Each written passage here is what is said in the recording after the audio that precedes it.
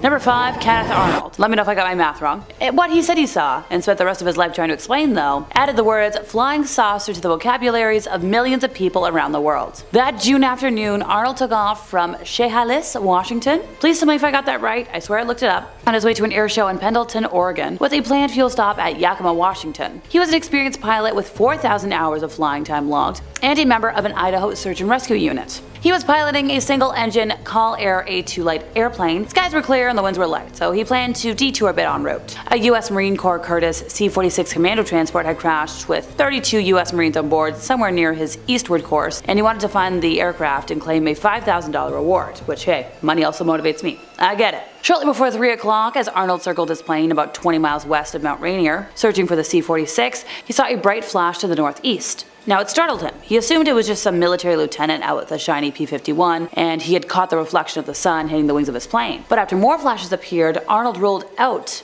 that could be the answer.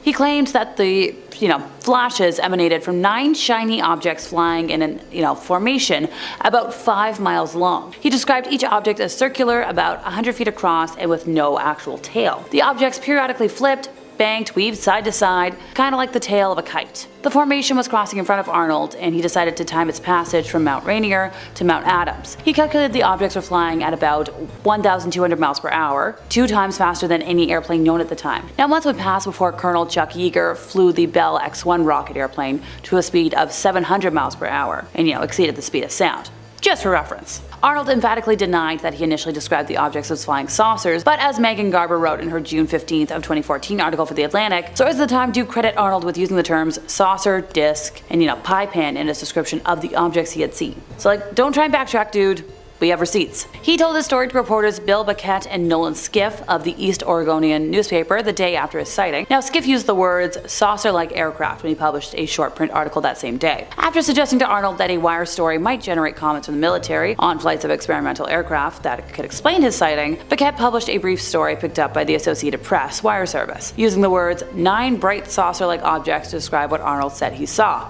So by that afternoon, the tale that he had seen flying saucers kinda spread nationwide. The Associated Press gets around. A radio host interviewing Arnold on June 26 noted how rapidly the story was shared, saying the Associated and United Press all over the nation have been after this story. It's been on every newscast, over the air, and in every newspaper I know of. The Chicago Sun ran the headline saying, supersonic flying saucers sighted by the Idaho pilot. What do you know? Arnold became a media sensation, but he didn't want the attention. Now at this point, I'm sure you're wondering, okay Alexa, shut up. Why does this relate to Project Blue Book? Well, this was the incident that started the entire investigative process. This is the whole reason for Project Blue Book. And to this day, we've never had a concrete answer about what he saw. Make of that what you will. Number 4, the Wright-Patterson Air Force Base. Many folks believe a UFO and its extraterrestrial crew crash landed in the New Mexico desert near Roswell on July 2nd of 1947. Many folks, including me. Now, we also believe the site was cleaned up by the Air Force from the nearby Roswell Army Air Force Base. Eyewitnesses reported that 3-foot-tall, gray-skinned aliens passed away in the crash, and according to Lauren Coleman, the co-author of Weird Ohio, them and their space vessel were shipped off to Wright-Patterson Air Force Base's notorious Hangar 18, which was the home base for Project Blue Book. And here's the thing, everybody's been trying to get in those doors ever since. Senator Barry Goldwater supposedly asked USAF General Curtis LeMay if he could see what was inside, and LeMay not only told him, you're not getting in, don't ask me ever again. Which, if that's coming from a government official, it's a little scary. Now the Roswell crash wasn't the only extraterrestrial crash in the US at the time. Some allege there were more before 1952 that were covered up, and all the debris, and their pilots, with blue-green skin this time, were all carted off to, you guessed it, Wright-Pat. One of the crashes apparently held as many as 16 alien bodies. That's a lot of bodies.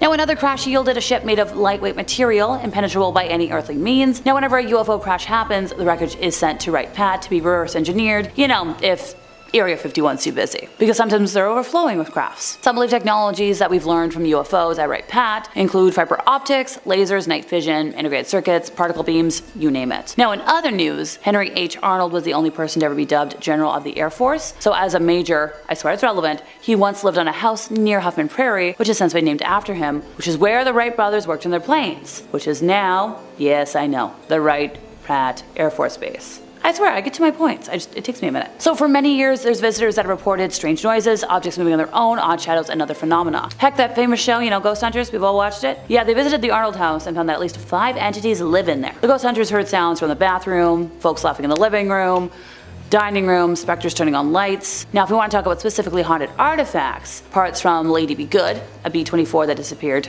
during a run on Italy, are said to rearrange themselves. The POW exhibit is supposed to make visitors feel an inexplicable sense of dread. Is this directly relevant to Project Blue Book? No. Is this stuff that they're not going to tell you about on the official tour?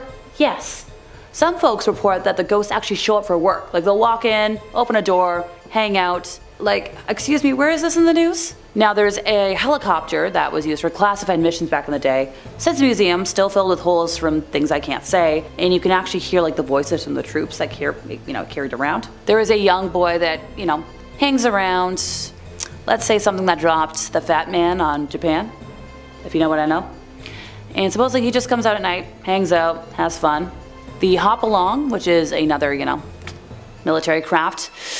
Sometimes you see the pilot in the seat of it, just sitting there, flipping switches, trying to get home. Oh, and the seat is still stained with redness. Now there are some malevolent spirits, and they're not all super duper friendly. I can't say the name of what houses the malevolent spirits, but you get some rattles, some clanks, some shadowy figures, strange lights, all sorts of ghosties. And this is where Project Blue Book is based out of? I don't know, man, I'm seeing a lot of weird stuff here. Number 3, the 1964 New Mexico case. So picture this. Socorro, New Mexico, April 24th of 1964, 5:45 p.m. to be exact. Sergeant Lonnie Zamora, police officer, is in pursuit of a speeding car when unexpectedly he hears a roar and witnesses a flame in the southwestern sky. Now, after that he encounters a shiny object described as like aluminum, shaped like the letter O, about 150 to 200 yards away. But just wait, it gets more intriguing. He spots 2 figures in white overalls beside the object, seemingly normal but perhaps smaller adults or larger young people. And hey, if this isn't enough to stir the good old imagination, there's a blue and orange flame beneath the object, and in the blink of an eye, it rises and zips away. Now here's where the story takes a twist. Project Blue Book, the thing we're talking about today, tagged this case as unknown. Zamora's account becomes a puzzle, attracting both, UFO enthusiasts and skeptics alike. You get a lot of theories, a lot of possible explanations. We get like the mundane, the fantastical, who knows what. Could it be a mirage of the star Canopus, as, one UFO skeptic, I believe his name was Stuart Campbell, suggested? Or was it the testing of a lunar landing device by the White Sands Missile Range? Or was it just a prank by, local tech students? Now the president of New Mexico Tech at the time, Sterling Colgate, was leaning towards a student prank, describing this object as a candle in a balloon, not sophisticated. And yes, we have some more skeptics that want to give their 2 cents. Philip J. Klass, he labeled the incident a hoax, a ploy to boost tourism. Some folks even thought that, Zamora might have been a victim rather than an active participant in an alleged hoax. So fast forward to 1966, we get Paul Ridings, president of, the Chamber of Commerce, looking for a tourist attraction opportunity. So we put in some stone walkways, steps, and benches all around the supposed landing site, but still a quarter mile away because apparently there's radioactive contamination rumors. Now Zamora didn't like the relentless attention. Retreats from everything, opts for, peace and quiet, manages a gas station. And this incident just is still happening. We don't know what it was. And according to the experts, Project Blue Book labeled this entire event as unexplained. To this day, we don't know what happened. Like, after all these years, we got nothing. Number 2, the 1965 Kecksburg landing. So this incident happened on December 9th of, 1965 in the small town of Kecksburg, Pennsylvania, and it's one of those UFO sightings that evokes curiosity in the mind, if you will. So picture this. A large, brilliant fireball streaking across the skies, witnessed not just only in Kecksburg, but also, 6 different states, and also in Canada, over Detroit and Windsor respectively. Now, initial explanations rolled in from the experts. So astronomers reasoned it was likely a meteor bolide, gracefully running up in the atmosphere, descending at a steep angle. NASA, ever the voice of reason, chimed in 2005, many years later, suggesting that metallic fragments found in the area were remnants of a Soviet satellite. However, a twist in the tale's recording of this finding mysteriously vanished in 1987, which kind of adds a layer of intrigue to the whole thing. The incident found its place in pop culture and UFOlogy, earning the moniker Pennsylvania's Roswell. But what happened there? We get reports of a large fireball over Michigan and Ohio, grass fires, sonic booms in Pittsburgh, all sorts of stuff. We got specifically wisps of blue smoke, vibrations, and an ominous thump. Something from the sky crashed in the woods. Now the plot thickens when state troopers and the Air Force personnel combed through the forest, but found, in their own words, Absolutely nothing. So the initial media coverage had headlines like, searchers fail to find object, which added to the enigma. So we've got some experts weighing in. Astronomers, geophysicists, Department of Defense spokespeople, they all had their say. Let's see, we've got astronomer Paul Lanier, who suggested a meteor, while the Department of Defense leaned towards the fireball just being a natural phenomenon. Science journals dabbled in the discussion too, with Sky and Telescope reporting shockwaves on a seismograph as the fireball passed through the atmosphere. So once again, we're gonna fast forward back to 2005, when NASA was like, oh hey, we have a suggestion. They claimed that it was, satellite fragments. But we've got investigative reporter Leslie Keane, who, took NASA to court for those mysteriously vanishing records. The legal tussle revealed 2 boxes that were just, of paper that just went missing from this incident, which once again, given the government some side eye. Oh, but here's the kicker. We've got some recent speculations proposing that the object might have been a General Electric Mark II re-entry vehicle, which is a spy satellite launched by the Air Force. But we don't have confirmation from NASA or the Air Force. So, and oh, one more thing. So we all remember the show Unsolved Mysteries? So back in 1990, they kind of hinted at it was a UFO crash, with eyewitness accounts describing an object shaped like an acorn adorned with hieroglyph-like writing being carted out of the forest. Number 1. J. Allen Hynek. So initially a skeptic of flying saucers, Hynek came to believe over the course of the top secret project that serious investigation of UFOs was a legitimate scientific endeavor. So he acted as scientific advisor to UFO studies undertaken by the US Air Force under 3 projects: Project Sign, Project Grudge, and Project Blue Book. He studied UFO reports and decided whether the phenomena described therein, suggested known astronomical objects. When Project Sign hired Hynek, he was skeptical of UFO reports. He suspected they were made by unreliable witnesses, or by the persons who had misidentified man-made or natural objects. Like in 1948, he said, the whole subject seemed utterly ridiculous, and described it as a fad that would soon pass. Now in 1953, Hynek was an associate member of the Robertson panel, which concluded that there was nothing anomalous about UFOs, and that a public relations campaign should be undertaken to debunk the subject and reduce public interest. He would later lament, though, that the Robertson panel, in later years he would actually retract that and say that that panel helped make UFOs a disreputable field of study. So by the time Project Blue Book was shuttered in 1969, Hynek was one of the few people involved who conceded that some UFO cases could simply defy explanation. Today he's known as the father of UFOlogy, who coined the phrase close encounter. In a 1985 interview, when asked what caused his change of opinion, he responded, 2 things really. One was the completely negative and unyielding attitude of the Air Force. They wouldn't give UFOs a chance of existing, even if they were flying up and down the street in broad daylight. Everything had to have an explanation. I began to resent that, even though I basically felt the same way, because I still thought they weren't going about it in the right way. You can't assume that everything is,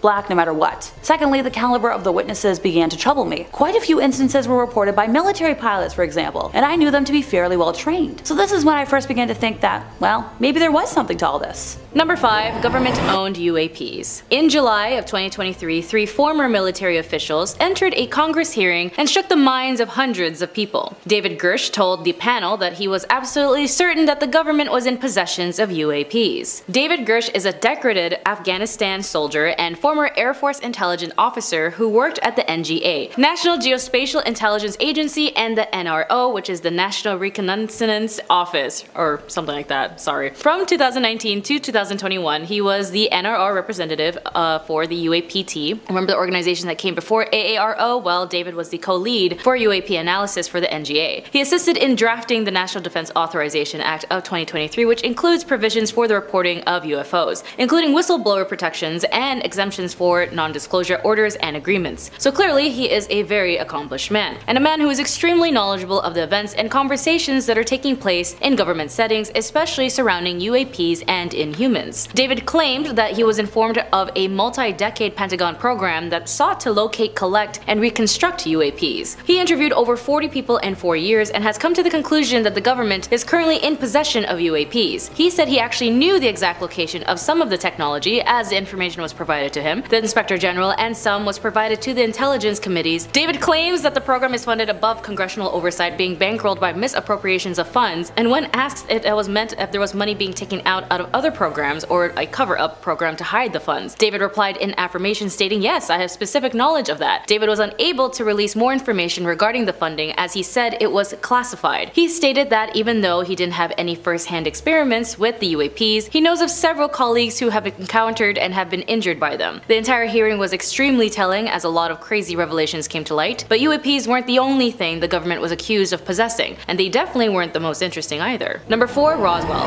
The Roswell incident is generously and fairly credited as the pivoting point for the culture surrounding aerial phenomenons today. In 1947, an object crash landed on ranch land in Roswell, New Mexico, as Mac Brazel and his son were driving across their land when they came across the wreckage. Brazel described the scene as a large area of bright wreckage made up of rubber stripes, tinfoil, and rather tough paper and sticks. Perplexed by the strange assortments of items that had randomly appeared, Brazel decided to take the items into the police, and the object that crashed had several crash insights. Others who have claimed to have seen the object crash land in different locations all say that they saw small humanoid creatures leaving the ship, running away from the wreckage. But about a week after the crash, Brazel has been able to collect most of the wreckage, and so he drove into Roswell. Brazel brought the items to the sheriff George Wilcox, who ended up being just as confused as Brazel regarding the origin of the materials, and the sheriff decided to contact the commander of Roswell's armies, the Air Force, and the news worked itself up to the chain of command and eventually reaching an intelligence officer by the name of Major Jesse Marcel. Marcel traveled to the crash site and retrieved the remainder of the wreckage. Then Marcel provided a public statement for the newspaper saying that the intelligence officer of the 509 Bombardment Group at Roswell Army Airfield announced at noon today, or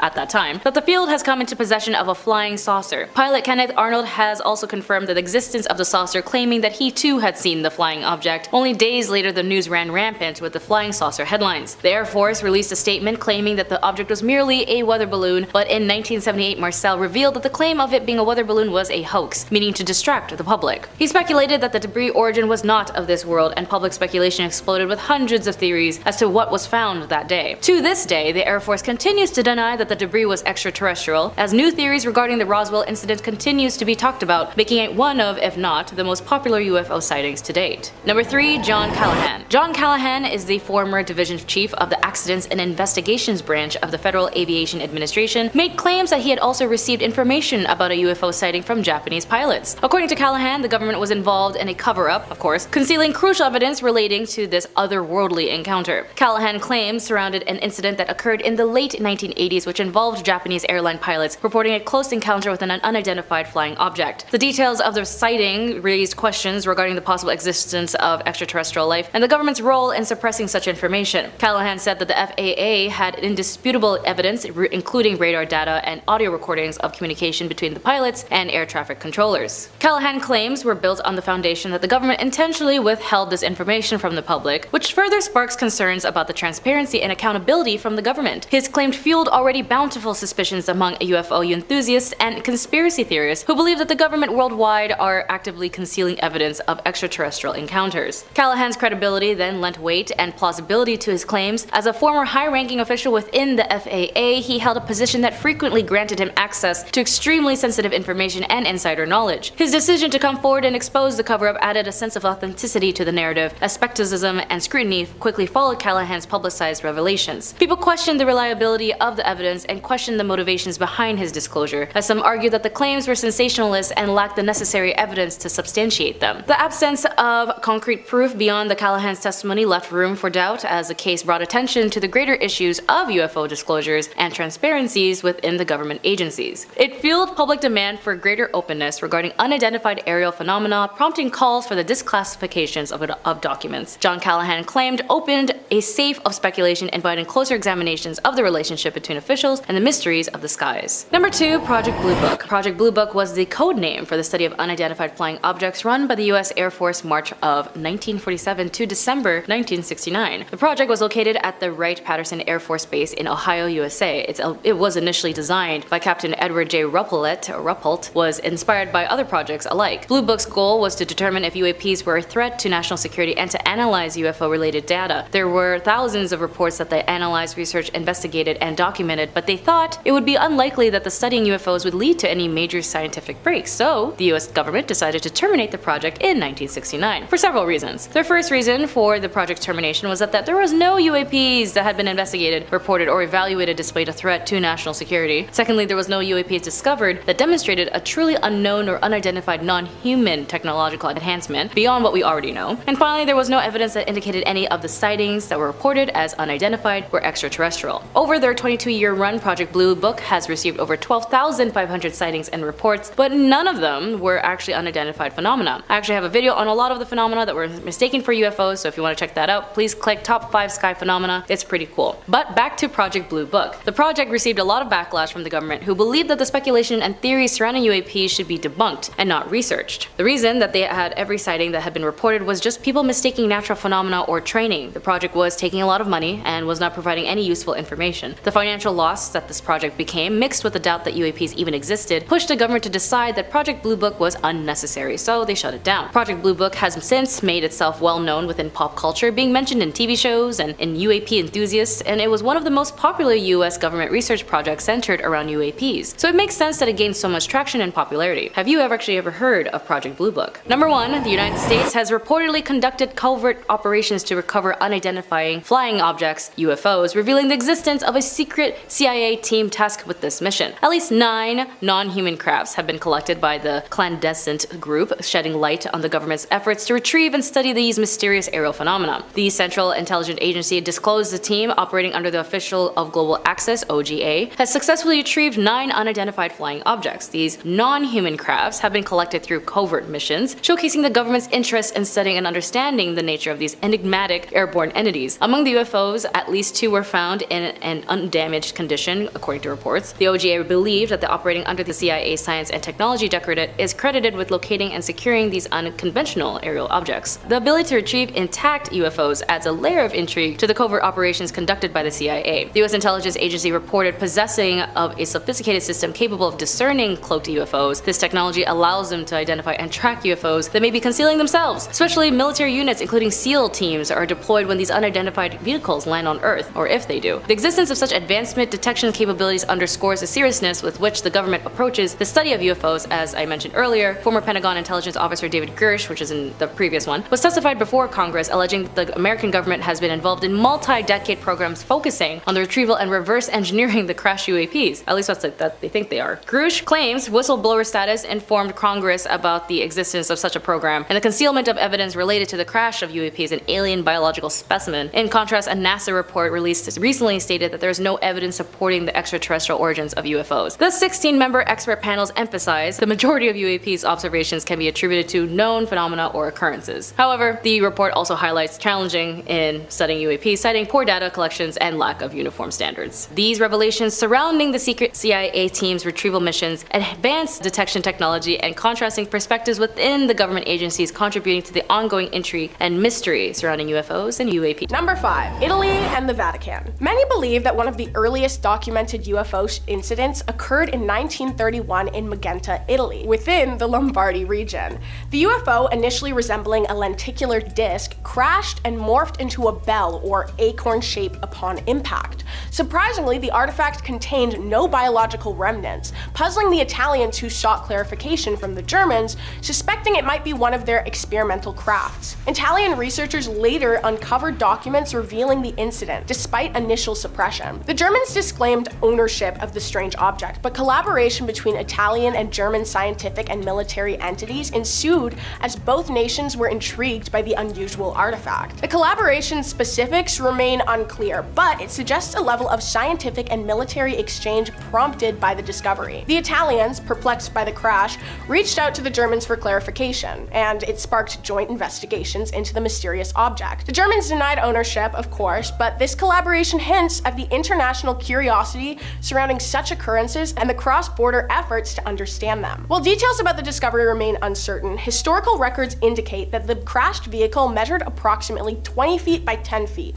making it sizable but not excessively large. Questions regarding its nature as a drone or a piloted craft were dismissed, as there was no evidence of occupants inside the artifact. After the crash, the military intervened, relocating the object to a designated storage location. The United States eventually obtained access to the artifact towards the end of World War II, marking one of the early instances of documented UFO recovery by the US government. Human intelligence operations were informally conducted by various entities, including the Vatican, which played a role and intelligence gathering for the United States. This background helps explain why the Pope became involved in the investigation of the UFO crash. Over the decades, insights gained from these programs have influenced various classified projects, contributing to national defense innovations. Number 4. Lonnie Zamora Incident. In the spring of 1964, Lonnie Zamora claims to have seen two people standing beside a large, shiny object that later launched into the air with a roaring burst of fire. Lonnie gained a significant amount of attention from the media, UFO organization and investigators, and the Air Force. Lonnie Zamora found himself in an open field after seeing what he assumed to be a motor crash from a distance. Zamora continued pursuing the crash until he saw a blaze of fire. Zamora then assumed that an explosion had occurred, so he decided to investigate the incident from a distance. It was then that Lonnie noticed a white, shiny object, originally assumed to have been an overturned white car. He described the object being oval and likened the material to aluminum. Many theories have been provided in an attempt to explain what Lonnie saw that night. Some said it was merely a mirage of the star Canopus. Others suggested that it was a lunar landing test by humans, not aliens. The president of New Mexico Tech claimed that it was just a prank put on by some of the students, saying it was just a balloon and a candle, not high-tech alien equipment. In 1966, the country's commerce president decided to make the location more accessible to tourists. They installed walkways and signage, hoping to attract alien enthusiasts from all over the country. But the tourist destination is actually not placed at the exact site. In fact, it's about a quarter-mile away. Locals claim the decision to move the pathways was due to radioactivity on the original site. Number 3. Las Vegas. In late April, the city of Las Vegas found itself at the center of a peculiar event when local police responded to reports of two unidentified entities falling from the sky. Coinciding with these alarming reports was a family's claim of encountering a non-human presence in their backyard.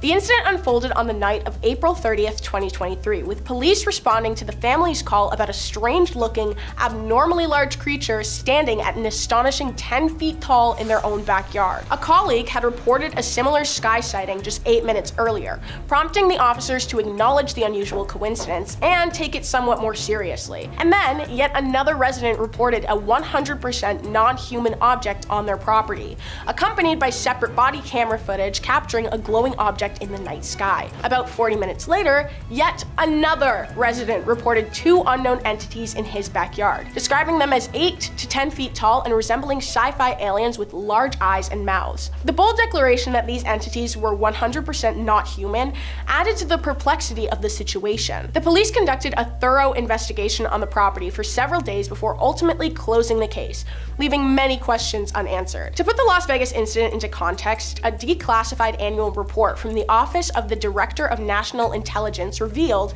that the US government has received over 510 UFO reports between late 2004 and mid-2022. The Las Vegas occurrence contributes to this expanding body of mysterious and unexplained events, further fueling ongoing interest and speculation regarding the nature of these unidentified entities and their potential origins. The government's newfound acknowledgement of a significant number of UFO reports underscores a broader pattern of heightened public awareness and reporting of unusual aerial phenomena. The looming mystery of what exactly transpired in Las Vegas on that very strange and very unsettling night lingers, leaving the local community and the broader public in impatient anticipation of potential revelations about the true nature of these large unidentified entities. Number 2. Rendlesham Forest Incident. The Rendlesham Incident was a series of unexplained lights being sighted near Rendlesham Forest in Suffolk, England. The first sighting occurred in the early morning on December 26, 1980, when a security patrol saw lights descending into the nearby forest. He originally thought it was a fallen aircraft, but upon entering the forest to investigate, they witnessed a glowing object that was metallic in appearance with colored lights. As they continued to approach the object, it appeared to be moving among the trees, and caused the animals on a nearby farm to go into a frenzy. The police were called, but the police reported that the lights could only be seen from a lighthouse miles away on the coast. The next morning, servicemen found small impressions on the ground in a triangular pattern, along with burn marks and broken branches. The local police investigated the impressions and rationalized it to be an animal. On the 28th of December, the deputy base commander, Lieutenant Colonel Charles Halt, visited the site with servicemen early in the day. They conducted radiation readings in the triangle and in the surrounding area using standard U.S. military radiation survey meters. They also detected a small burst over half a mile away from the landing site. On this night, the lights were seen again. 3 star-like lights were in the sky, 2 north and 1 south, about 10 degrees above the horizon. Halt actually recorded the events on a microcassette recorder, and the transcription is available publicly. He described the lights as red sun-like light, adding, "It's like the pupil of an eye looking at you, winking, and the flash is so bright to the starscope that, it almost burns your eye." The men actually drew diagrams of what the lights looked like, showing how they appeared. The drawings paired with the tapes creates a very well-documented sighting, so it's strange that no official explanations have been made about it. The lights have been attributed by astronomers as natural debris that was burning up over southern England during the time of the sightings, but still, people are very skeptical of this explanation, as no meteors were predicted to be visible from southern England at this time. I mean, come on, that is suspicious. Astronomers love to tell people when there's an astral phenomenon occurring. I mean, they actually never stop mentioning them. How many times have you heard, "It's a meteor shower tonight"? A lot, because people always know. Why would this incident be the outlier? Number 1, Roswell. The Roswell incident is generously and fairly credited as a pivoting point for the culture surrounding aerial phenomenons today. In 1947, an object crash-landed on ranch land in Roswell, New Mexico. Mac Brazel and his son were driving across their land when they came across the wreckage. Brazel described the scene as a large area of bright wreckage made up of rubber strips, tinfoil, and rather tough paper and sticks. Perplexed by the strange assortment of items that had randomly appeared, Brazel decided to take the items into the police. The object that crashed had several crash sites. Others who claim to have seen the object crash land in different locations say that they saw small humanoid creatures leaving the ship, running away from the wreckage. About a week after the crash, Brazel had been able to collect most of the wreckage, so he drove into Roswell. Brazel brought the items to Sheriff George Wilcox, who ended up being just as confused as Brazel was regarding the origin of the materials. The sheriff decided to contact the commander of Roswell Army's Air Forces. The news worked itself up the chain of command, eventually reaching an intelligence officer named Major Jesse Marcel. Marcel traveled to the crash sites and retrieved the remainder of the wreckage. Then Marcel provided a public statement for the newspapers. The intelligence office of the 509th Bombardment Group at Roswell Army Airfield announced at noon today that the field has come into the possession of a flying saucer. Pilot Kenneth Arnold also confirmed the existence of the saucer, claiming that he too had seen a flying object. Only days later, the news ran rampant with flying saucer headlines. The Air Force released a statement claiming that the object was merely a weather balloon, but in 1978, Marcel revealed that the claim of it being a weather balloon was a hoax meant to distract the public. He speculated that the debris' origin was not of this world. Public speculation exploded with hundreds of theories as to what was found that day.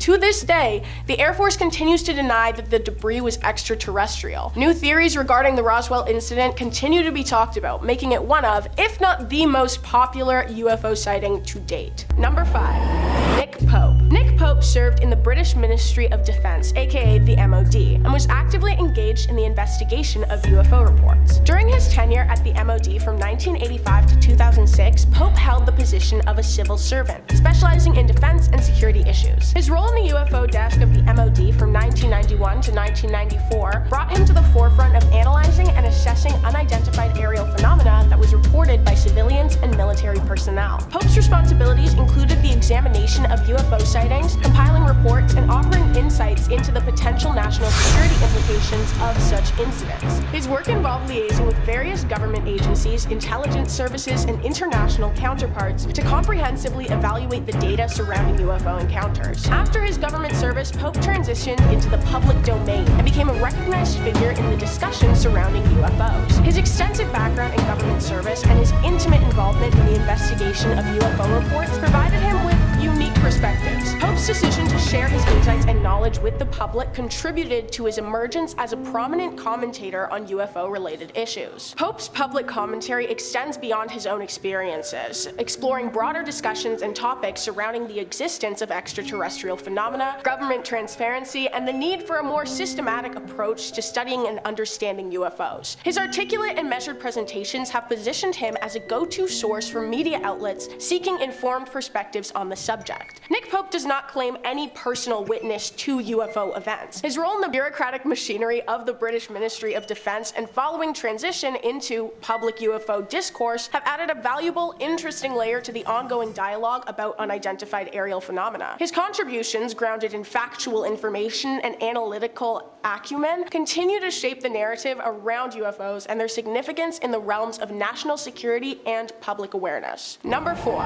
Luis Elizondo. Luis Elizondo, a former intelligence officer, served as the director of the Advanced Aerospace Threat Identification Program, or the AATIP, at the Pentagon. His position in the government ended in his decision to resign from the Pentagon, a departure that marked a pivotal moment in his public disclosure of information regarding unidentified aerial phenomena. Elizondo's background in intelligence and his leadership role within the ATIP provided him with personal, anecdotal, and unique insights into matters pertaining to unidentified aerial threats. Following his resignation, he transitioned from a position of government authority to becoming a prominent figure in the public discourse on UAP. Elizondo's decision to step forward and share his knowledge contributed to the growing awareness and discussion surrounding unidentified aerial phenomena. His revelations did not merely focus on acknowledging the existence of UAPs, but extended to discussions about the need for increased transparency and research into these phenomena. Yes, Elizondo. Yay. Elizondo's influential public statements, interviews, and engagements in various forums became key in shaping the narrative around UAP, influencing public perception and generating widespread interest in the subject. Elizondo's credibility was further amped by his association with the Pentagon's ATIP, a program specifically established to investigate and analyze unidentified aerial threats. This institutional connection added weight to his disclosures and positioned him as a central figure capable of offering informed perspectives on the matter. Elizondo participated in interviews, documentaries, and public events, disseminating information and advocating for a more comprehensive understanding of these aerial phenomena. His role in the public sphere marked a departure from the customary secrecy surrounding such matters within government agencies. While controversies and debates surround the nature of UAP and their potential implications, Luis Elizondo's shift from a discrete government role to a public advocate marked a significant chapter in the ongoing dialogue about unidentified aerial phenomena. Number 3.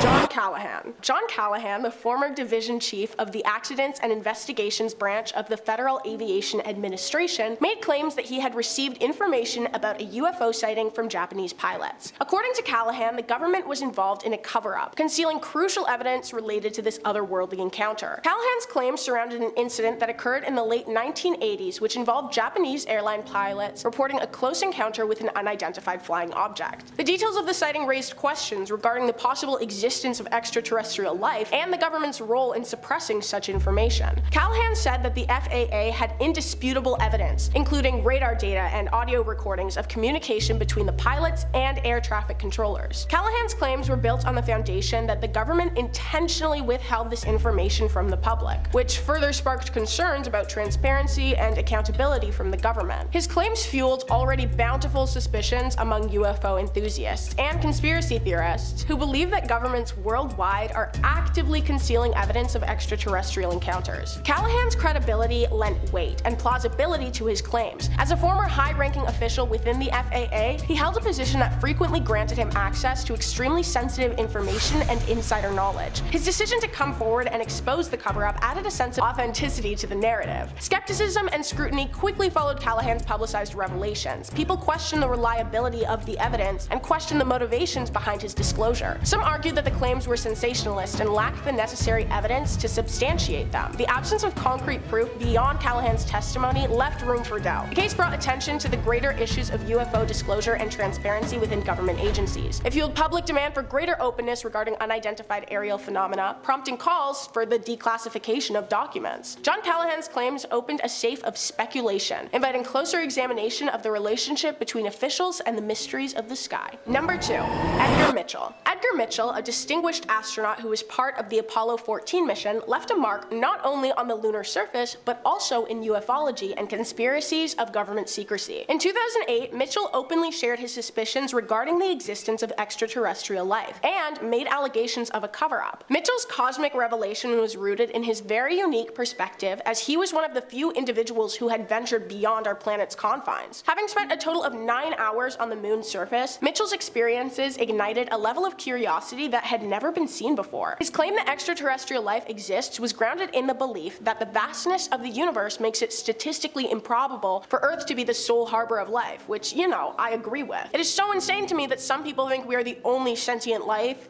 in our literally giant universe. It was Mitchell's claim of a government cover-up that catapulted his allegations into a realm of controversy and subjected him to severe skepticism. According to Mitchell, high-ranking officials were aware of the presence of extraterrestrial beings, but actively chose to conceal this information from the public. Their secrecy, he argued, was motivated by concerns over societal upheaval and the potential impact on established power structures. Mitchell's claims are situated within the broader context of UFO conspiracy theories and a long-standing distrust of governmental transparency. While his status as an astronaut lends a sense of credibility to his statements, people often remind others that Mitchell's assertions lack concrete evidence. The absence of verifiable proof has led many to dismiss his claims as influenced by personal beliefs rather than factual occurrences. Despite the skepticism surrounding Mitchell's allegations, they have sparked discussions about the possibility of extraterrestrial life and the extent of government knowledge on the matter. Number 1. David Grusch. David Grusch is a decorated Afghanistan soldier and former Air Force intelligence officer who worked at the NGA, the National Geospatial Intelligence Agency, and at the NRO, the National Reconnaissance Office. He is an accomplished man who is extremely knowledgeable of the events and conversations that are taking place in government settings, especially surrounding UAP and non-humans. David claimed that he was informed of a multi-decade Pentagon program that sought to locate, collect, and reconstruct UAP. He interviewed over 40 workers in 4 years and came to the conclusion that the government is currently in possession of UAP. He said he actually knew the exact location of some of the technology, as the information was provided to him directly. David claims that the program is funded above congressional oversight, being bankrolled by a misappropriation of funds. He also claimed to be aware of colleagues who had recovered from non-human biologics derived from UAP crashes. He claims that his testimony was based on information given to him by trusted individuals, who all had a long-standing record of legitimacy. He said that the sources shared proof in photographs, documentation, and official oral testimonies. When asked if he had known of anyone who lost their lives due to non-human materials, Grusch responded, "I directed people with that knowledge to the appropriate authorities." Okay, a little sketchy, and the whole thing sounds a little off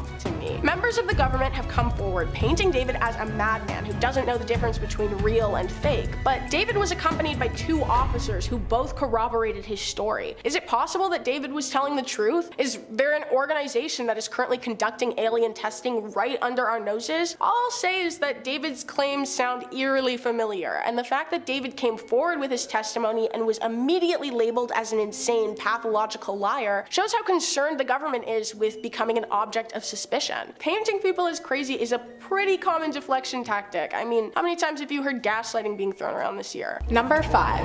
Project Blue Book. Project Blue Book was the codename for the study of unidentified flying objects, run by the US Air Force from March of 1947 to December 1969. The project was located at the Wright-Patterson Air Force Base in Ohio, USA. It was initially designed by Captain Edward J. Roosevelt and was inspired by other projects like it. Blue Book's goals were to determine if UAP were a threat to national security and to analyze UFO-related data. There were thousands of reports that they analyzed, researched, investigated, and documented. But they thought it would be unlikely that studying UFOs would lead to any major scientific breaks. So the US government decided to terminate the project in 1969 for several reasons. Their first reason for the project's termination were that no UAP that had been investigated, reported, or evaluated displayed a threat to national security. Second, there was no UAP discovered that demonstrated a true truly unknown or unidentified non-human technological advancement, beyond what we already know.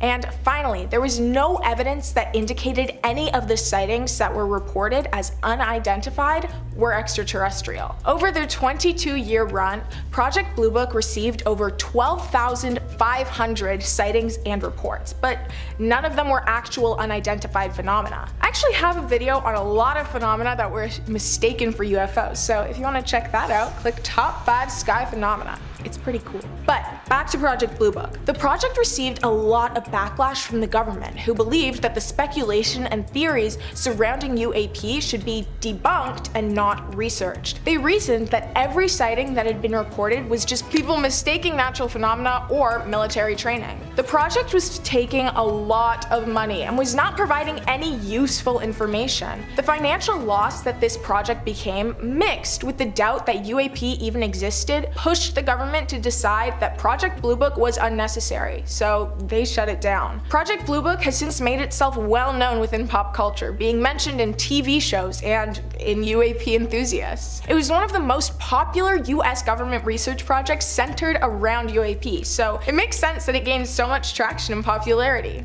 Have you heard about Project Blue Book? Number 4, Project Magnet. Project Magnet was a Canadian study program founded by Transport Canada in December of 1950 and directed by Wilbert Brockhouse Smith. Smith was a senior radio engineer for Transport Canada's broadcast and measurements section. It was government funded and approved until 1954, but the program officially shut down when Smith passed in 1962. Smith's founding theory surrounded extraterrestrial UAP being operated by magnetism, opposed to electricity or any other worldly power source. The project began when Smith requested to use the facilities of the Department of Transportation to study UAP. The project was officially approved and government-backed on the 2nd of December. Smith hoped he would be able to collect data on UAP. The program hoped that the data studied would lead to scientific advancements on practical engineering and technology. Mainly, they believed that the project would provide them insight on geomagnetism and Earth's magnetic field, hoping that this insight would then be applied to vehicles as a source of propulsion. Project Magnet theorized that UAP, if they were real, would hold the technology necessary to make their vision a reality. Only 2 years into the project, Smith made a preemptive statement, theorizing that UAP came from intelligent, non-human sources,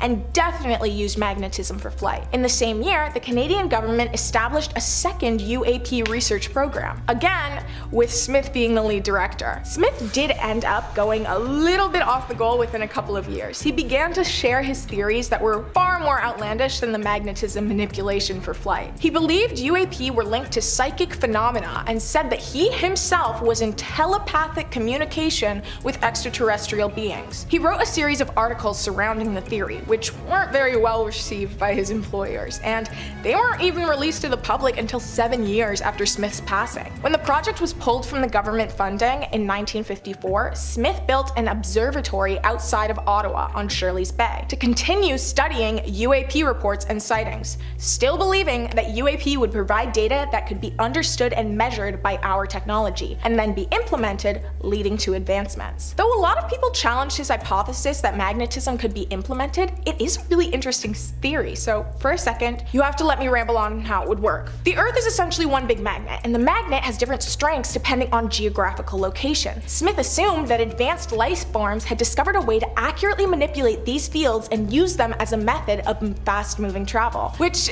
as far as a lot of non-human tech theories go, it's not too outlandish. Like, think about how fast bullet trains are able to travel, just by using physical magnets. If Smith was able to discover the technology that allowed geomagnetic propulsion to be implemented in air travel, it would have been extraordinary. Transportation would never be so incredibly advanced, effective, and far more ecologically responsible. Okay, I'm done with the scientific endeavor. Back to government secrets. Number 3. Institute 22. Institute 22 was a Soviet Union located organization founded by the Academy of Sciences and the Ministry of Defense. Its main goal was to investigate UAP sightings that were reported in the Soviet Union. It was a top-secret, government-backed program that ran for 13 years until the Soviet Union was abolished. Soldiers, sailors, and pilots of the Soviet Army were directed to focus efforts on spotting UAP and other unexplained phenomena. Since the program was supported by the Ministry of Defense, the lack of information provided was never questioned. The government and soldiers were happy to keep a keen eye on the sky. That was a good rhyme. Oh my god. The Institute studied, investigated, and filed over 3,000 reports. They were able to find certain explanations for 90 to 95% of the reports, but 5 to 10% remained unsolved when the Institute was dissolved alongside the Soviet Union. Conspiracies and speculations surrounding Institute 22 are abundant. The most popular theory assumes that Institute 22 was actually a cover-up for nuclear weapons. People believe that the Institute was involved in covering the near launch of a missile located at a Soviet nuclear base. In 1982, one of the Soviet's nuclear bases was mysteriously brought online, and for seemingly no reason, a nuclear missile was prepped and set to launch. The panic lasted less than a minute before the launch was suddenly disconnected and aborted, just as mysteriously as it was engaged. Later on, it was discovered that witnesses had seen UAP activity near the Soviet base, and Institute 22 was involved to assist with the situation, and eventually, the cover-up. The Soviet Union released a statement that explained the UAP as flares being tested at a high altitude, and that the nuclear missile that was brought online was just a simple test. People weren't any happier with the explanation. In fact, it was still as terrifying as UAP. Like, I'm sorry, you were just checking if a military-grade, city-leveling explosive was able to turn off. So you did this test not knowing if the missile was able to be taken offline after being engaged. Girl, yeah. I'd be more scared of that too. Number 2, Project Condign. Project Condign was a secret UAP study led by the Defense Intelligence Staff of the British government. Condign was only present for 3 years, from 1997 to 2000. That's very short, so let's delve into why the project failed so aggressively and so quickly. Project Condign studied over 10,000 sightings and reports that were collected by the section of the Directorate of Scientific and Technical Intelligence, which is a program within the Defense Intelligence Staff. With the information collected, Project Condign created a 400-page document named Unidentified Aerial Phenomena in the UK Air Defence Region. Okay, I feel like that's not a very creative title. Direct, but it sounds like a book that would go directly into the pile of books I convinced myself I'm going to read, but will definitely end up getting utilized as a disposable coaster or napkins. The report laid out the entirety of Project Condign's research, hypotheses, and overall conclusions. It concluded that UAP were an indisputable presence, but that no evidence supported the idea of them being hostile, dangerous, or threatening to the safety of citizens. The majority of UAP sightings that were analyzed and explained by Project Condign were labeled as misidentifications of common objects, while the unsolved reports were likely the result of unknown supernormal astronomical phenomena that is not yet understood by modern science. That's dumb, and I could have concluded that, and I don't even have my high school diploma. Isn't the point of a research to find answers? Like, yeah, you're right. The strange floating light that randomly appeared could be a space rock, but it could also not be. Isn't the point of founding a phenomena identification study identifying and classifying phenomena? It's not just saying, oh, yeah, after intense research and thousands of tax dollars worth of resources, I've come to the revolutionary conclusion that what was spotted is in fact, without a doubt, something that I can't identify. Okay, sorry, I'm distractible. Some of the scientists actually did decide to put their thinking caps on and were able to begin the classification of a strange astral phenomenon, referred to as buoyant plasma formation, which is apparently similar to a lightning ball. The electromagnetic fields generated by plasma are assumed to explain reports of close encounters because of perceptual alterations or illusions. The report suggests that further research into the phenomena should be implemented. I thought that was your job. No. Sorry, I actually already explained how clearly it's not. The report continues to talk about how their research figured out nothing about the plasma phenomena, but notes that former Soviet Union scientists identified a close connection between the phenomena and plasma technologies. sightings, and they were pursuing related techniques for potential military purposes. I find it so funny that no one even knew what the phenomena was, but in a beautifully inept display of human nature, they went, I wonder how we could hurt people with that. Number 1. Project Sign and Grudge. Project Sign was an official government-backed and funded U.S. study of UAP, led by the United States Air Force, and was active for under 12 months in 1948. The project was founded by General Nathan Farragut Twining, head of the Air Technical Service Command. The objective of the project was to collect, evaluate, and inform the government of all UAP-related sightings, hoping to identify any UAP that were a national concern. The project was dissolved quickly, not even reaching a new calendar year. After the dissolution of Project Sign, Edward J. Ruppelt, Project Blue Book's director, supposedly said that Project Sign had created an estimate of the overall situation, which supported an interplanetary explanation for UAP, and that the chief staff of the Air Forces shut down Project Sign for lack of proof. However, there is no proof that Ruppelt ever made these claims, and many have called the apparent quote more mythological than real. But the same year, the US Air Force released a paper which stated that although some UAP resembled actual aircrafts, there was not enough data to soundly determine their origin. Nearly all reports were explained as originating from ordinary cases, but they did suggest further research into the investigation and classifications of sightings. The curiosity and support from the government to conduct more research, combined with the fear of UAP being exploited by a foreign power, resulted in the establishment of Project Grudge. Since it was post-World War II, panic and stress in government and citizens was high, so manipulating a population into a terrified mob was pretty easy. But in the same political vein, Project Grudge was urged to release a public report containing 4 explanations and classifications for UAP sightings. So, because politics is above everything, Project Grudge fabricated a statement alerting citizens of the 4 UAP sighting explanations. UAP reports could be explained as misidentifications of various conventional objects, mass hysteria and warners, individuals who fabricated reports as a host or to seek publicity, or a psychopathological person. I will say, it sucks when science is halted by politics because it leads to research being placed second to public opinions or outrage from people who don't even understand the research. Governments will create giant cover-ups and secrets to ease the public's panic, but I think that there's a method they haven't tried yet. Literally just telling the truth and being transparent. And some people will say, oh my god, no, because everyone will panic if you tell them the truth. No, I really don't think people will, because when left in the dark, people actually make up theories that are far scarier than reality. And if the truth is actually that bad, then people should know. So yeah, maybe I'm just not a fan of the government. No, actually no, I'm not. I vote for anarchy, honestly. Number 5, Carlsbad. In August of 2022, a group of people reported an inexplicable glowing object illuminating the sky above them. They claimed to see red dots appearing, disappearing, and reappearing in the formation of a line.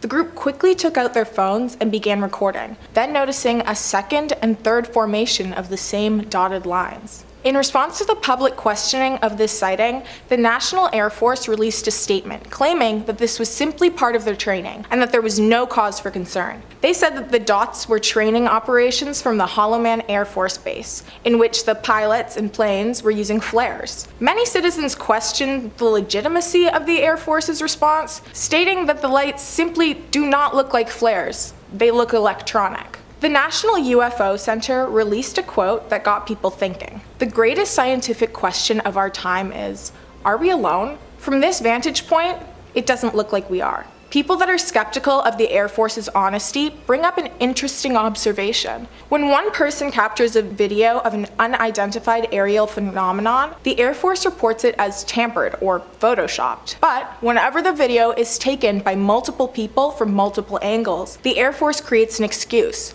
citing tests or astral anomalies as the reasoning behind the flying objects. Many find the responses to be odd, wondering why no one is alerted of testing beforehand. The Air Force continues to come up with explanations after the videos are brought to their attention. Is it just as naive to believe in UFOs as it is to blindly believe the organization that has lied to us in the past? Number 4, Roswell.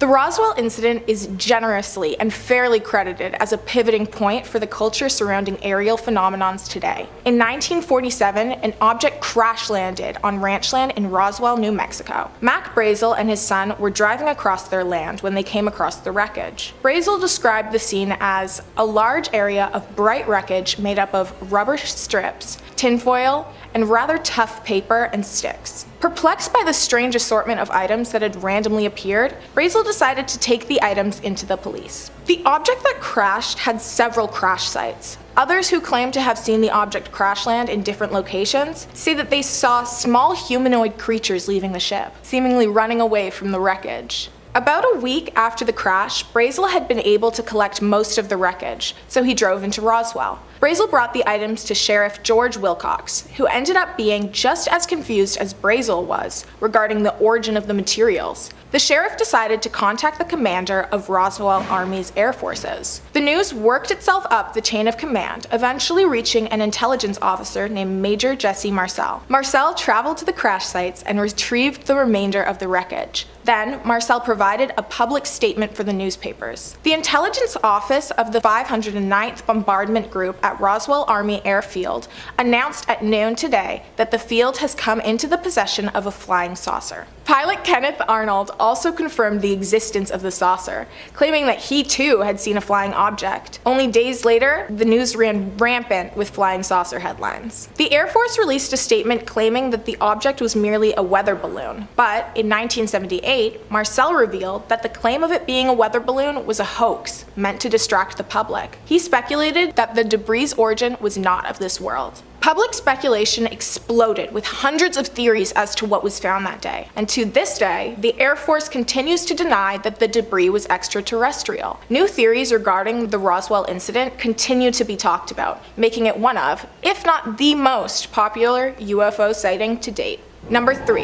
Pilot sightings. On Sunday, February 21st, 2021, Steve Douglas, a blogger armed with a radio, accidentally intercepted a transmission from an airplane flying over New Mexico, and he heard a startling interaction take place. The first pilot said, "Do you have any targets up here? We just had something go right over the top of us," which was followed shortly by a description from the pilot. "I hate to say this, but it looked like a long cylindrical object that almost looked like a cruise missile type thing, moving really fast right over the top of us." Douglas was able to use 2 flight tracking apps to pinpoint the exact position of the plane as the signal was intercepted. Douglas said that it was over the northeast corner of New Mexico, west of Clayton, New Mexico. The plane was at an altitude of 37,000 feet. New Mexico is very well known for its connection to the extraterrestrial, making the sighting of an unidentified object far more likely and suspicious. In response to the blogger's post, the FAA released a statement confirming that the audio was real, but that their radars did not pick up any unknown flying objects over the area.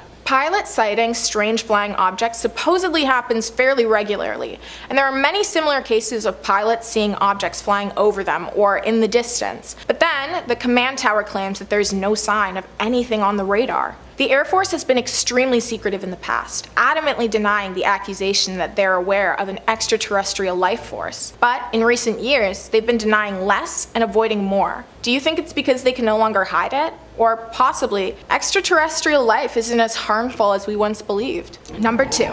The Lonnie Zamora incident. In the spring of 1964, Lonnie Zamora claims to have seen 2 people standing beside a large, shiny object that later launched into the air with a roaring burst of fire. Lonnie gained a significant amount of attention from the media, UFO organization and investigators, and the Air Force. Lonnie Zamora found himself in an open field after seeing what he'd assumed to be a motor crash from the distance. Zamora continued pursuing the crash until he saw a blaze of fire. Zamora then assumed that an explosion had occurred, so he decided to investigate the incident from a distance. It was then that Lonnie noticed a white shiny object, originally assumed to be an overturned white car. He described the object being oval and likened the material to aluminum. Many theories have been provided in an attempt to explain what Lonnie saw that night. Some said it was merely a mirage of the star Canopus. Others suggested that it was a lunar landing test by humans, not aliens. The president of New Mexico Tech claimed that it was just a prank put on by some of the students, saying it was just a balloon and a candle, not high-tech alien equipment. In 1966, the county's commerce president decided to make the location more accessible to tourists. They installed walkways and signage, hoping to attract alien enthusiasts from all over the country. But the tourist destination is actually not placed at the exact site. In fact, it's about a quarter-mile away. Locals claim the decision to move the pathways was simply due to radioactivity on the original site. Number 1. The Dulce Base. Are aliens and humans working together? In Dulce, New Mexico, this might be a reality. Many people believe that there's a secret underground base where extraterrestrial beings and humans work together, working on projects and researching what lies beyond the stars, and what's on our planet. The theory was created in 1979 when Paul Benowitz became convinced that he was intercepting signals from alien spacecrafts. Within the same year, he had also become convinced that he had discovered a secret government underground base where gray aliens worked alongside humans. Benowitz's story spread quickly and became highly popular in the UFO conspiracy community, with members of UFO groups even confirming the existence of the base. News outlets began adding fuel to the raging fire, claiming that an author had confirmed the existence of the base and that the aliens built the base so that they could test on humans. A political scientist named Michael Barkin added that there are in fact underground missile installations, which gives the slightest amount of plausibility to the idea of an alien base. This stirred up even more interest in the theory among UFO conspiracists. However, absurd claims of wild fights and abductions of humans led many to believe that the base is nothing more than a conspiracy. The evidence supporting the base existing is circumstantial, but the evidence against it is as well. Whether a secret collaborative project between aliens and humans is happening or not, there's definitely something strange lurking underground at the Dulce Base. Number 5. The abduction of Betty and Barney Hill. Yes, I know I said I'd be talking about UFO sightings today, but this event is a combination sighting and abduction that I just couldn't leave off the list. So the Hills were a married couple that lived in Portsmouth, New Hampshire. Barney was employed by the United States Postal Service, while Betty was a social worker, so pretty normal folks. They were very active in their local Unitarian congregation, members of the NAACP, and Barney sat on a local board of the United States Commission on Civil Rights, so they seem like pretty normal folks. The UFO sighting happened at around 10:30 p.m. on September 19th of 1961. The Hills were driving back to their home in Portsmouth from a vacation in Niagara Falls and Montreal. Just south of Lancaster, Betty noticed a bright point of light in the sky that moved from below the moon in the planet Jupiter, upwards towards the west of the moon. Now, while Barney was driving, Betty reasoned that she was observing a falling star, but it was moving up. So because it moved erratically and was growing bigger and brighter, Betty convinced Barney to stop the car for a closer look, as well as to walk their dog, Dulce. Barney obliged and stopped at a picnic area just south of Twin Mountain. Now by this point, Betty had dug out her binoculars for a closer look, described seeing an odd-shaped aircraft flashing multicolored lights travel across the face of the moon, believing it to be a flying saucer based off of stories she had heard from her sister. Taking his turn with the binoculars, Barney thought it was just a commercial plane at first, but soon changed his mind because without looking as if it had turned, the craft rapidly descended in his direction, causing him to realize something was wrong. The Hills said they continued driving on the isolated road, moving very slowly through Franconia Notch in order to observe the object as it came even closer. At one point, the object passed above a restaurant and signal tower on top of Cannon Mountain and came out near the old man of the mountain. Betty testified that it was at least 1.5 times the length of a granite cliff profile. Which was around 40 feet long, and that it seemed to be rotating. At one point, the object descended rapidly towards their vehicle, causing Barney to stop in the middle of the highway. The huge silent craft hovered about 80 to 100 feet above the Hills' 1957 Chevrolet Bel Air and filled the entire field of view in the windshield. Carrying his pistol in his pocket, Barry stepped away from the vehicle and moved closer to the object, which he later said was roughly the size of a huge pancake. And that statement right there just made me a little hungry. I love pancakes. Still using the binoculars, Barney claimed to have seen 8 to 11 humanoid figures peering out of the craft's windows, seeming to look at him. In his report to investigator Walter Webb of the National Investigations Committee on Aerial Phenomena, NICAP for short, Barney described specifically that the beings were somehow not human. In unison, all but one figure moved to what appeared to be a panel on the rear wall of the hallway that encircled the front portion of the craft. The one remaining figure continued to look at Barney and communicated a message telling him to stay where you are and keep looking. Barney had a recollection of observing the humanoid uniforms and black caps. Red lights on what appeared to be bat wing fins began to telescope out of the sides of the craft, and a long structure descended from the bottom of the craft. The silent aircraft approached what Barney estimated was within 50 to 80 feet overhead and around 300 feet away from him. Not arriving home until dawn, the Hills stated that they had some odd sensations and impulses they couldn't explain. Now, extremely confused, the Hills said they tried to reconstruct what exactly happened, because notice I just sort of fragmented there, but their memories were also incomplete and fragmented. Now, the rest of the night, The Hills have no idea. They didn't arrive home until after dawn, and they had some odd sensations and impulses they couldn't explain. And they're very extremely confused, and they tried to reconstruct what happened, but their memories were... After sleeping for a couple of hours, Betty awoke and placed the shoes and clothing that she had worn during the drive into her closet, observing that the dress was torn at the hem, the zipper, and the lining, and later noticed a pinkish powder on the dress. Now, over the years, 5 different laboratories have conducted chemical and forensic analyses, and they got nothing.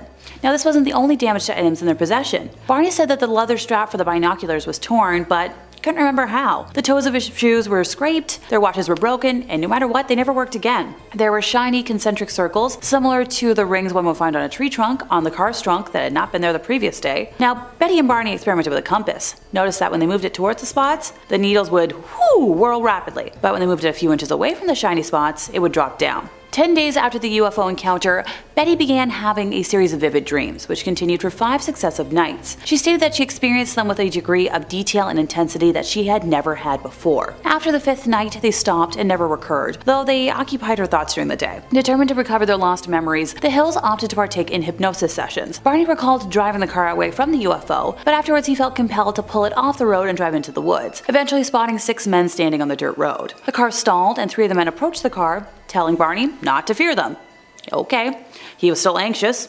No kidding. And reported that the leader told him to close his eyes. While hypnotized, Barney said, "I felt like the eyes had been pushed into my eyes," a statement he would repeat each session. The best anyone has been able to rebut what happened was claiming stress and sleep deprivation as the cause of what they saw and experienced. I'll admit, I'm usually much more of a skeptic, but this seems pretty dang real to me. Number 4, an Alabama spotting. This tale comes from a lovely lady named Lana and took place in Bose, Alabama back in July of 2014. It was around 10:30 at night. Lana and her friend were sitting on her friend's deck, enjoying a late night beverage of the non-alcoholic kind. And her friend exclaimed, "Look!" And Lana looked up in time to see a rectangular shaped object with lights circling around it, constantly changing colors. The duo found themselves repeating, "What is that?" in reference to, the obvious UFO. It briefly went dark and then reappeared, moving towards the property. Now, this house is situated at an elevation of 1,053 feet above sea level and features a very steep drop-off at the edge of the lawn, which is heavily wooded all the way down the mountain.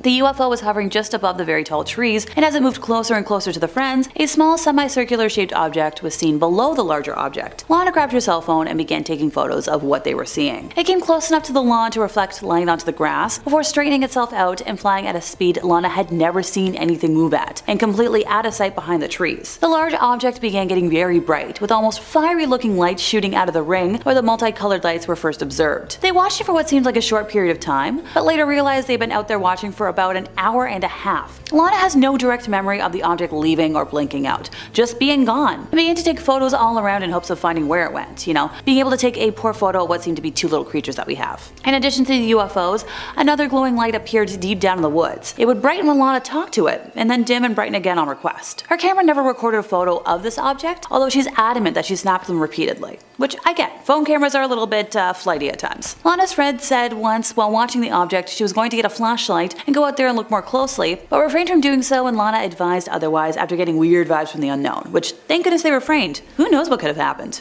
Number 3, an insectoid race? This story comes courtesy of a man named Rob Holstein and took place somewhere outside of the USA for once. Zigai, Cyprus.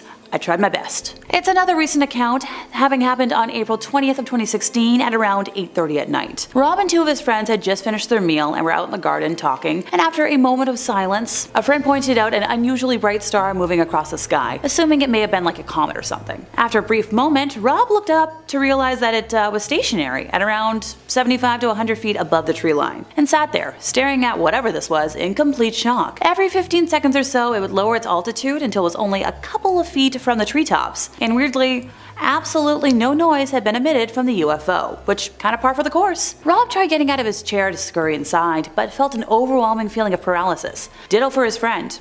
He turned to her to ask her what was going on, but she looked frozen in fear. After what felt like hours, something appeared from around the trees underneath the triangular craft. It was a humanoid figure, with a head similar to that of an ant and skin like a crocodile. It had extremely small eyes in proportion to its head, and long, thin appendages, walking right up to the fence before sharply turning and sprinting into the darkness of the trees. After a brief moment of complete fear, dread, and anxiousness, the craft moved in a linear path towards the west, before becoming no longer visible, and the feeling of paralysis slowly faded away from the friends. Thank goodness. Number 2, aliens just wanna have fun. Time to travel back in time to August of 1994 in Lac du Flambeau, Wisconsin. Now, this story was reported anonymously, so I'll call our editor Edward for funsies. It was a summer night. He was driving around with his buddies for fun when they came up to a stop sign and noticed that there were what they thought to be young folks playing on the swing sets at the grade school, but when they pulled up to the playground, everyone had disappeared. Edward pulled up into the Horseshoe Drive all the way, and that's when they saw what he described as the outline of a white UFO with 2 white lights at the end of each wingtip, hovering above the tree line. Everyone in the car started to scream and holler, like, go, go, go, go, go, go, go. And then the third light lit up in a bright orange color, almost like an eye pupil dilating. Edward floored the gas pedal and raced away. And by that point, everyone in the vehicle was in some state of hysterics. The group went to a friend's house, and the friend whose house it was told her dad about it. He grabbed a flashlight and the group was going back. The dad even went to the woods but found nothing before returning home, and the friend group ventured to a local pizza place, told other friends about it, and drew pictures of what they saw to compare, and what do you know? They drew the same thing. Later that night, when the pizza place was closing, Edward ventured outside to start the car, but it was making a horrible noise, similar to if one were turning the ignition when the car was already running. His friend's brother opened the hood and unhooked the battery, and Edward decided to leave the car at the pizza place and walk home in fear. Over the next few days, he had heard that there were other sightings within a few mile radius, all taking place near water, which supports my theory about alien ships needing water to control their crafts.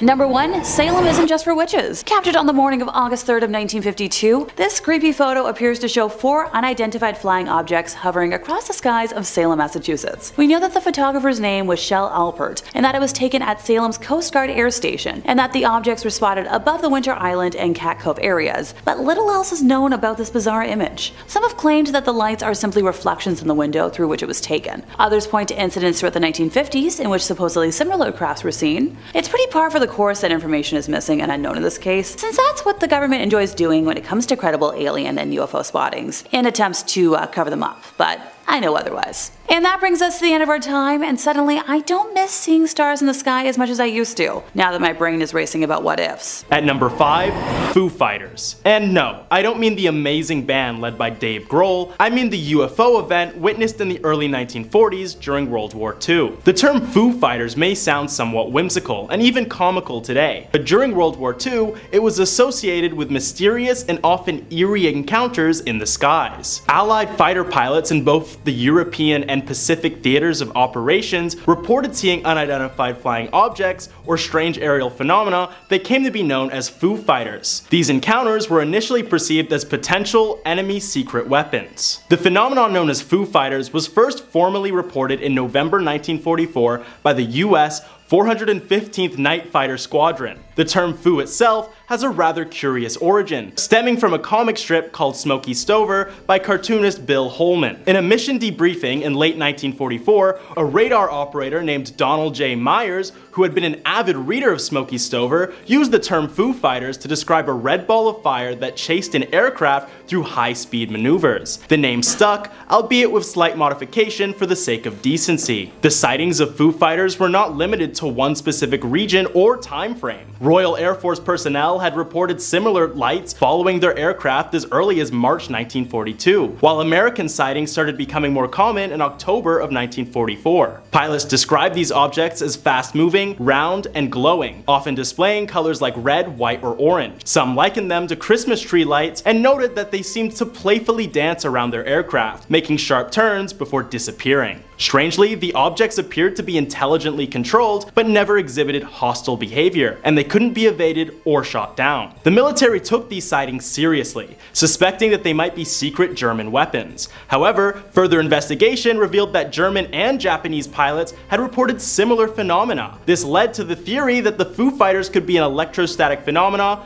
electromagnetic phenomena, or simply reflections of light from ice crystals. In December 1944, the Supreme Headquarters Allied Expeditionary Force in Paris issued a press release describing the Foo Fighters as a new German weapon, which was reported in major newspapers like the New York Times and the British Daily Telegraph. Time magazine also covered the phenomenon in January 1945. The Foo Fighters reported in the Pacific theater of operations were slightly different from those in Europe. They were described as large burning spheres that sometimes hung in the sky but occasionally followed aircraft. Speculation suggested a connection to the Japanese fire balloon campaign, but no aircraft were attacked by these objects. After the war, researchers examined Foo Fighter reports, concluding that they didn't pose a threat and proposing that they were in fact private airline flights. However, with several reports of these lights appearing in and throughout the 1940s, I think we can all agree that these things were UFOs. Number 4. Frederick Valentic. The mysterious disappearance of Frederick Valentic on October 21st, 1978 is a chilling tale that blurs the line between the known and the unknown. Valentic, a young pilot from Australia, was flying a small Cessna 182 aircraft over the Bass Strait, a stretch of water between mainland Australia and Tasmania. What should have been an ordinary training flight turned into one of the most perplexing UFO encounters in aviation history. Valentic radioed Melbourne Air Traffic Control to report an unidentified flying object tailing his aircraft. He described the craft as having 4 bright lights and said it was orbiting his plane. At one point, he claimed the UFO was not an aircraft and was moving erratically. His last transmission was a frantic plea for assistance, reporting that the mysterious craft was hovering above him and seemed to be playing some sort of game. Shortly after this disturbing transmission, all contact with Frederick Valentic and his aircraft was lost. Despite extensive search efforts, neither Valentic nor any wreckage of his plane was ever found, leaving behind a trail of unanswered questions. One of the perplexing aspects of this case is Valentic's initial description of the UFO as an aircraft with 4 bright lights. This led some to speculate that he might have mistaken the UFO for a conventional airplane. However, as his encounter continued, his descriptions became increasingly bizarre and inconsistent with typical aircraft behavior. Valentic's sense of unease and the fact that he could not identify the craft's origin or purpose only added to the mystery. The Valentic case remains one of the most puzzling disappearances in aviation history, with theories ranging from UFO abduction to more conventional explanations like navigational errors or mental distress. Regardless of the cause, it serves as a reminder of the vast and enigmatic skies above us, where the boundary between the ordinary and the extraordinary can blur in an instant, leaving us with unanswered questions and a sense of unease. Number 3. The Great Los Angeles Air Raid. Also known as the Battle of Los Angeles, which occurred on the night of February 24 to 25, 1942, is one of the most iconic and enigmatic events in the history of UFO sightings. This incident took place just a few months after the United States entered World War II, causing heightened tensions along the West Coast due to the fear of Japanese attacks. In the midst of this atmosphere of uncertainty, an unusual event unfolded that would become known as the Battle of Los Angeles. The event began when radar operators along the California coast detected unidentified objects approaching from the ocean. In response to this perceived threat, air raid sirens wailed, and a citywide blackout was ordered. Anti-aircraft batteries were readied, and searchlights swept the skies in anticipation of an attack. Soon, the unidentified objects reached the Los Angeles area. Witnesses described them as large, glowing, and hovering in the night sky. The anti-aircraft weapons opened fire, and the night was illuminated by a barrage of artillery rounds and searchlights focused on the mysterious objects. For hours, a chaotic scene unfolded as anti-aircraft fire peppered the sky. However, despite the intense barrage, no aircraft wreckage was found, and no enemy planes were shot down. When dawn broke, it became clear that Los Angeles had not been under attack by enemy forces. The initial military response suggested that the unidentified objects were thought to be Japanese aircraft, given the heightened wartime fears. However, the official explanation provided by the US Army was that the incident had been a false alarm caused by jittery nerves and overreaction. They claimed that weather balloons and atmospheric conditions had played a role in creating optical illusions, leading to the mistaken identification of the objects. In the aftermath of the Battle of Los Angeles, skepticism arose regarding the official explanation. Some eyewitnesses insisted that the objects had not resembled weather balloons, but rather large metallic crafts. This fueled speculation that the military was concealing the true nature of the incident. Over the years, the Battle of Los Angeles has remained a subject of debate and speculation within the UFO community. Some believe that the objects were extraterrestrial in origin, while others maintain that they were top-secret military experiments or unconventional aircraft. Despite numerous investigations and official statements, the true nature of the objects remains a mystery, leaving the Battle of Los Angeles as an enduring enigma in the history of UFO encounters. Whether the UFOs were indeed mistaken for airplanes or something far more unusual, the incident continues to captivate the imagination and fuel discussions about the possibility of otherworldly encounters on Earth. Best thing to come out of this whole ordeal was a pretty cool movie of the same name, worth a watch if you're bored. And at number 2, the 1952 Washington, D.C. incident. The 1952 Washington, D.C. UFO incident, most widely documented and perplexing UFO sightings in history. In July of that year, a series of sightings over the nation's capital sparked panic, military responses, and public intrigue. Amidst the Cold War and escalating tensions with the Soviet Union, the events of July 1952 only heightened the sense of unease in the United States. The saga began on July 12th, when radar operators at Washington National Airport, now known as Ronald Reagan Washington National Airport, detected a cluster of unidentified flying objects moving erratically and at high speeds in restricted airspace. The prompted reports were so unusual that they prompted alerts and the scrambling of fighter jets. Over the following night, similar incidents occurred, with multiple eyewitness accounts from both civilians and military personnel. What made the 1952 Washington, D.C. sightings particularly fascinating is that the objects were frequently mistaken for airplanes. They appeared as bright lights, often described as glowing orbs, and were seen darting across the night sky in ways that defied the capabilities of conventional aircraft. Witnesses reported that the objects would suddenly change direction, hover in the sky, and then accelerate rapidly, leaving pilots and air traffic controllers completely baffled. On July 26, 1952, the situation reached its peak when numerous UFOs were once again spotted over Washington, D.C. This time, the incident garnered significant media attention and was witnessed by thousands of people. The objects flew in restricted airspace, causing the immediate suspension of air traffic and the evacuation of the control tower. In response to the public concern and increasing media coverage, the US Air Force held a press conference on July 29th, during which they explained that the sightings were likely caused by temperature inversion, which can cause radar signals to bounce off atmospheric layers and create false returns. They asserted that the visual sightings were likely due to mass hysteria. Yeah, right. However, despite these official explanations, many remain skeptical, and the 1952 Washington, D.C. UFO incident remains a subject of debate among UFO enthusiasts and skeptics alike. Whether the objects were indeed the result of atmospheric phenomena or something more mysterious, the incident left an indelible mark on UFO lore, illustrating how even trained observers could mistake unconventional aerial phenomena for conventional aircraft during a time of heightened Cold War tensions. And at number 1, the Phoenix Lights. The Phoenix Lights phenomenon of March 13, 1997 ranks among the most eerie and chilling UFO sightings in recent history.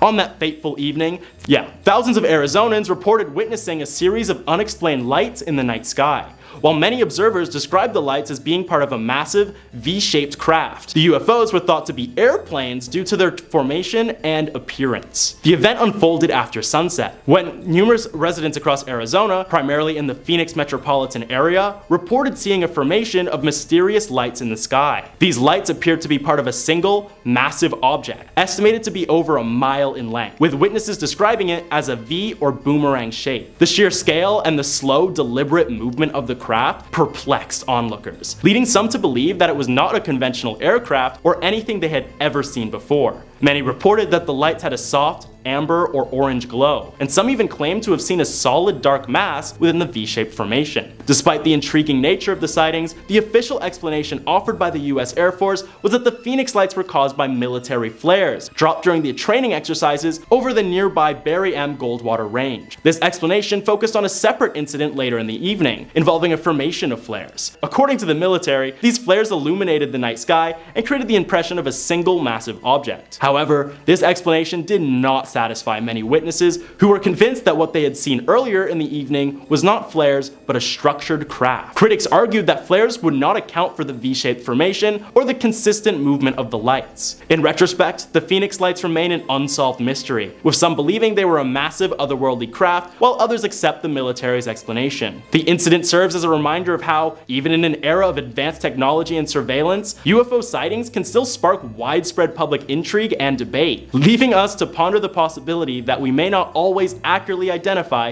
what we see in the night sky.